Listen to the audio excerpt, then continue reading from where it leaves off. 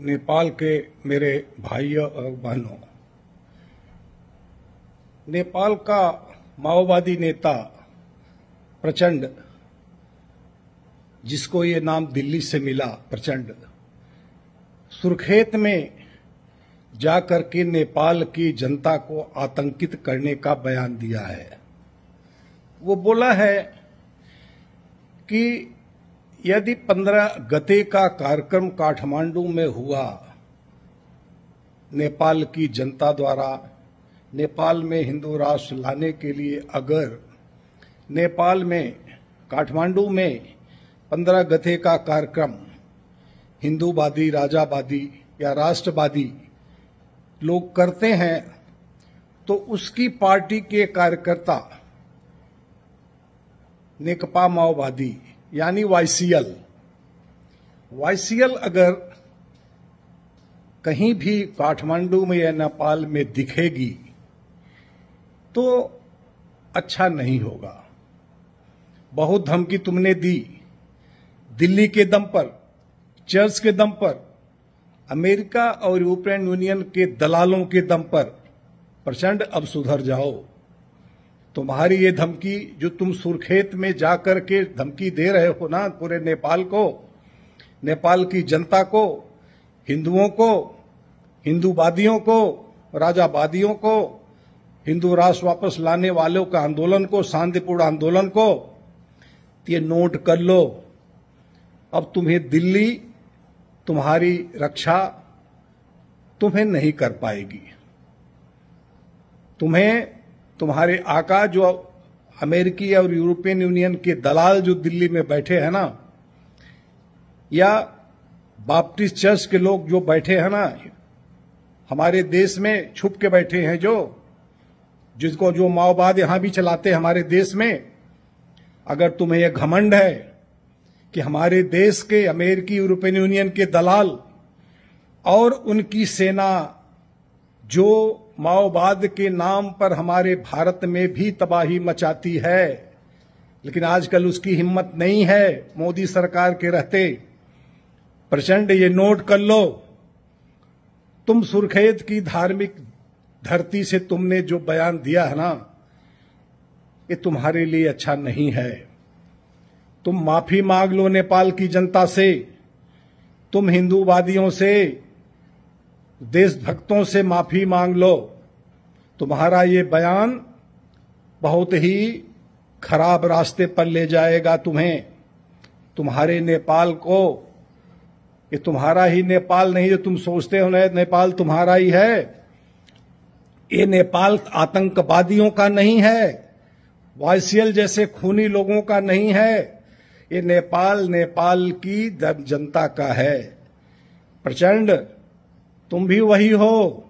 तुम नेपाल को नेपाल नहीं समझते हो, तुम्हारी धरती वो नहीं है। तुम तो विदेशी की औलाद हो, तुम भी बाहर से आए हुए पुरखों की औलाद हो। तुम्हें नहीं पता गोरखा क्या होता है। तुम झूठे गोरखा हो ही नहीं। यदि तुम गोरखा होते तो नेपालियों के जो धर्म को बचाने के लिए संघर्ष कर रहे हैं, तुम उनको वाईसीएल की अपने गुंडा, अपने जो आतंकवादी है जो दिल्ली से हथियार पाए थे ना, उनके दम पर तुम्हें धमकी नहीं देते। तुम्हारे माओवादी भारत में भी खत्म हो चुके हैं। मैंने तुम्हारी ट्रेनिंग देखी कहां कहां हुई है। तुम गुंडे मत बनो। अब तुम शराब पी के बाथरूम के कमोड में ही पानी पियो, तुम्हारी वही औकात है। प्रचंड, अब बकवास करना बंद कर दो।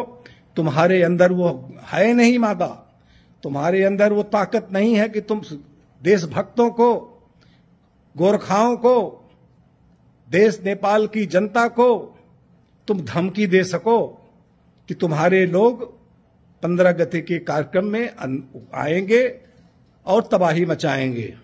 तुमने हश्र देखा ना आतंकवादियों का पाकिस्तान में, तुम्हारी वही मानसिकता है। और जो तुम्हारी मानसिकता है ना, हम सब भारत के हिंदूवादी, राष्ट्रवादी और नेपाल के राष्ट्रवादी और हिंदूवादी वही मानसिकता रखते हैं तुम्हें तबाह करने की, जैसे पाकिस्तान को तबाह किया गया। आतंकवादी की औलाद तुम दोबारा ऐसी अगर बात की ना तो मैं पशुपतिनाथ जी की और गोहेश्वरी माता की कसम खा के प्रतिज्ञा लेकर कहता हूं, तुम्हारा विनाश शीघ्र ही होगा। ये बात नोट कर लो। अगर तुम्हारी वाईसीएल जिंदा है ना तो नेपाल की एनडीए भी जिंदा है। वो सो नहीं रही है। तुम्हारी हर हरकत को, तुम लोगों की हर बात को, तुम्हारी हर गोली को, तुम्हारे हर बम पर नजर रखी हुई है। आतंकवादी कहीं के सत्ता में बैठे, सत्ता सुख भोगने वाले, सत्ता को से नेपाल को लूटने वाले आतंकवादियों, तुम्हारी मानसिकता बदली नहीं है। अमेरिकी दलालों ने, यूरोपियन के दलालों ने, दिल्ली में बैठे अमेरिकन यूरोपियन के दलालों ने तुमको सत्ता में बिठा दिया। राष्ट्रवादियों को सत्ता से हटाकर तुम्हें सत्ता में बैठा दिया। लेकिन आज वो भी जो तुम्हें बैठाएं वो भी शर्म ले खाते होंगे, उनको भी शर्म आती होगी तुम्हारे इस बयान को सुन के। आतंकवादी कहीं का बेशरम, सुधर जाओ। अगर तुम्हारा आतंकवाद अभी जिंदा है तो तुम्हारे आतंकवाद से लड़ने वाला एनडीए भी आज जिंदा है, जिंदा हो गई है। तुमने जिंदा कर दिया है और तुम्हारी ऊपर निगाह रखे हुए है। ये जान लो। चुपचाप अपने घर में रहो, बोतल पियो, शराब पियो, बाथरूम में गिरो, कमोड में पानी पियो, वहीं सो। और तुम्हारी यही औकात है। और उन लोगों को भी मैं चेतावनी देता हूं जो गोली चलाते हैं, राष्ट्रगान बजने पर मंच पर बम फेंकवाते हैं, उनको भी चेतावनी देता हूं, शांतिपूर्ण आंदोलन को चलने दो। उनकी मांग नेपाल को बचाने की है, तुम लोगों को नेपाल बेचने की है ना। राष्ट्रवादियों को नेपाल बचाने के लिए आंदोलन कर रहे हैं, अपने धर्म को बचाने के लिए, अपनी धरा धरती को बचाने के लिए, अपनी समृद्धि के लिए आंदोलन कर रहे हैं। तुम्हारी भी आने वाली पीढ़ी भी समृद्ध होगी तो तुम्हें तो दुख होगा ही, क्योंकि तुम्हारी पीढ़ी तो बाहर जा चुकी है। कोई लंदन में, कोई अमेरिका में, कोई कहीं का आके बस चुका है। तुम्हारे लिए तो कोई चिंता है नहीं। तुम्हें तो नेपाल की जनता की चिंता तो नहीं है ना। तुम तो अपने लिए जीते हो, अपने सुख के लिए, अपनी अय्यासी के लिए अपने लिए जीते हो। इसलिए प्रचंड दिल्ली से बनाया हुआ एक आतंकवादी, अपनी इस मंशा को बंद मिटा दो। अब आतंकवाद का नाम दोबारा मत लेना। देशभक्तों को 15 गते से जो शांतिपूर्ण आंदोलन कर रहे हैं नेपाल को बचाने के लिए, हिंदू राष्ट्र वापस लाने के लिए, हिंदू मोनार्की या हिंदू अधिराज लाने के लिए जो शांतिपूर्ण आंदोलन कर रहे हैं, तुम उनको बंदूक, उनको गोली, उनके बम की धमकी मत दो। तुम्हारा वाईसीएल को एनडीए चुपचाप देख रही है। अब तुम्हें दिल्ली से कोई सहायता नहीं मिलने वाली है। अब यहां पे वो सोनिया की सरकार, सोनिया की अमेरिकी सरकार, सोनिया की आतंकवादियों की सरकार अब नहीं है। यहां पे मोदी और योगी की सरकार है, ध्यान रखना। तुम पुष्यमित्र शुंग की औलाद हो। पुष्यमित्र शुंग से लड़ने के लिए वहां बौद्ध भगवान बुद्ध की औलादें बैठी हैं, भगवान पशुपतिनाथ जी की औलादें बैठी हैं, माता सीता की औलादें बैठी हैं। तुम अपने औकात में रहो। वहां नाथ संप्रदाय का त्रिशूल भी है। तुम अपनी औकात में रह के बात करो और धमकियां मत दो।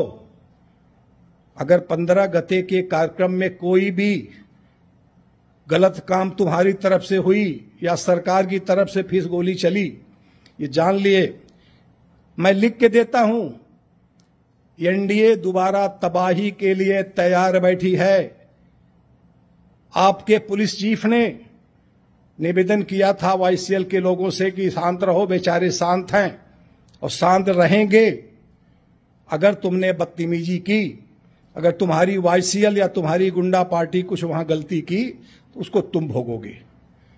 याद रखना मेरे नेपाल के भाइयों और बहनों, आप लोग शांतिपूर्ण तरीके से अपनी मांगों को लेकर के पंद्रह गते से आंदोलन को प्रारंभ करिए, अपनी शांतिपूर्ण तरीके से आंदोलन करिए।